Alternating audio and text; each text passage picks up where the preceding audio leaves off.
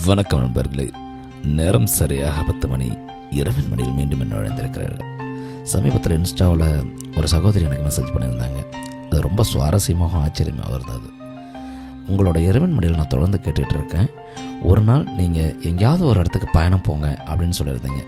அதை கேட்டு எனக்குள்ளே ஒரு தைரியத்தை வர வச்சுட்டு நான் ஒரு நாள் காலையில் கிளம்பி என்னோடய வீட்டு வேலையெல்லாம் முடிச்சுட்டு எங்கே பயணம் பண்ணுறதுனே தெரியாமல் ஒரு பஸ் ஏறி எங்கேயோ ஒரு இடத்துக்கு பயணம் போயிட்டு அந்த நாள் முழுக்க எனக்கான நாளாக நான் எடுத்துக்கிட்டேன் அப்படின்னு சொல்லியிருந்தாங்க. அதுக்கப்புறம் எங்களோட பெண் கதையெல்லாம் சொன்னாங்க. நான் சாதாரண ஒரு குடும்பத்தில் பிறந்து வந்தேன். காதல் பண்ணி தான் ஒருத்தர் கல்யாணம் பண்ணிவிட்டேன். கல்யாணத்துக்கப்புறம் என்னோடய அனைத்து சுதந்திரம் பறிபோனதை என்னால் உணர முடிஞ்சது. ஒரு நடுத்தர குடும்பம் எப்படி இருக்கும், காலை மாலை வேலை இப்படிலாம் பார்த்துட்டு இப்படி என் வாழ்க்கை போயிட்டு இருக்கும்போது என்ன நானே இழந்ததாக நான் உணர்ந்தேன்.